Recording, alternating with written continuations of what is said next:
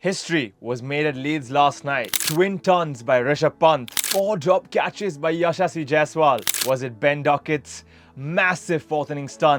Well, as I mentioned, we had the inaugural game of the Anderson Tendulkar Trophy taking place between India and England. This took place at Leeds, Headingley, and we had Shubman Gill in his first match as Test match captain for India. Of course, Ben Stokes at the helm of things, looking to extend that home dominance that England has, and he did. He did quite well. We lost a game where we set up a target of 370 in the fourth innings. 371 to be precise, was comfortably chased down with 5 wickets to spare and 85 balls left in the day. Everyone was assuming that a draw was in play, but England and Bazball just shut that entire thing out with their style of play. We start off with the first innings where India put up a mammoth total of 470, and it wasn't as mammoth as it should have been because we had 3 big centuries. Yes, with 3 centuries not getting 500 runs, that really means that everyone else barely amassed to a few runs. KL Rahul's 40 was the only thing that added to the 3 centuries in the form of Yashasvi Jaiswal, Rishabh Pant, and of course Shubman Gill in his first innings as captain. We saw Rishabh Pant carrying this form ahead and making a second ton.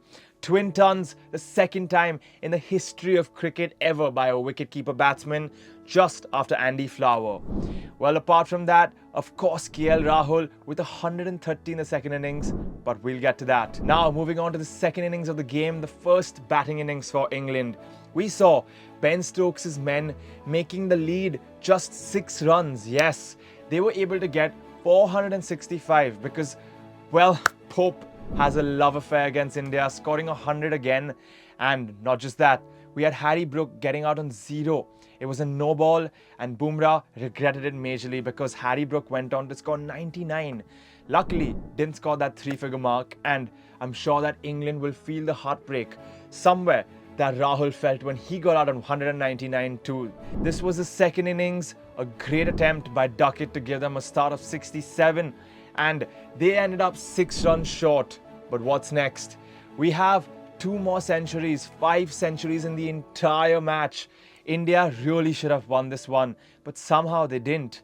KL Rahul, a textbook innings, but what he didn't have was the number of lives that Ben Duckett did.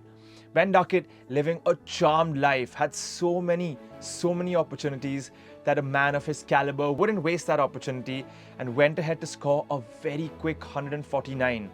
This led to us losing quite badly because 370, I would take it any day of the week. But England, they had different plans. McCullum and Bazball, they came out and made a mockery with Zak Crawley putting up a lovely stand, an opening stand that pretty much set up the foundation for Joe Root and Jamie Smith, both staying not out on 44 and 53 each.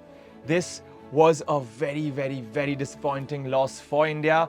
Shubman Gill would have assumed putting 370 in the last innings would be good enough, but England making their second highest chase ever in Test matches looked like a joke. Well, some of the highlights that we must discuss. Number 1, the entire way that the tailender has fallen in both innings. We crumbled in the first innings from 440 for 3 to 471 all out. Not just that, in the second innings, we gave 3 wickets in 1 over to Josh Tongue, pretty much donating 7 wickets in the entire game to him because he was very poor with the ball initially, and the only one to have something to show for was Ben Stokes with the ball suddenly, and somehow that man always has a special affair with Headingley. Well, apart from that, I also want to discuss Ben Duckett. This guy has been a force to reckon with at the top of the order for England. He has been unbelievable. His stats speak for themselves. And not just that, he has a really strong strike rate compared to Sehwag, nearly even better on times. Well, Ben Duckett being the man of the match for his 149 and 67, this is the biggest and most important innings of his life, the first time he's ever scored a century in the second innings of a Test match. Well, more importantly, what will be the changes now for India in the next game? I think we might see Shardul Thakur coming out as he was underutilized. I feel like he took a lot of the blame, but they should have utilized him slightly more than that. More importantly, we need Prasidh Krishna to fire on all cylinders. Bumrah, who might be slightly tired after this game with all the workload that he had, would possibly be replaced by Arshdeep or Harshit Rana. We all know Harshit Rana and Gautam Gambhir go way back, so these could be some of the changes. And finally, hoping Nitish Kumar Reddy, the shining star of the Border Gavaskar Trophy, makes his way through to the finals, to the 11. And your boy Rohan is coming in giving you all of this news. I think the biggest concern was the fielding. The ground fielding, very poor. The catches, abysmal. We've grasped 6 catches, 4 of them just by Yashasvi Jaiswal. While the first innings was excused somewhere because it was a freak day, but you cannot keep excusing this again and again. And Ben Duckett's 97, the catch, the pull that we all really hoped that he would take, that was the changing point in the game. And that led to India going down 1-0. Yes, I can't believe after 5 centuries I'm saying this, but we are 1-0 down in the Anderson Tendulkar Trophy.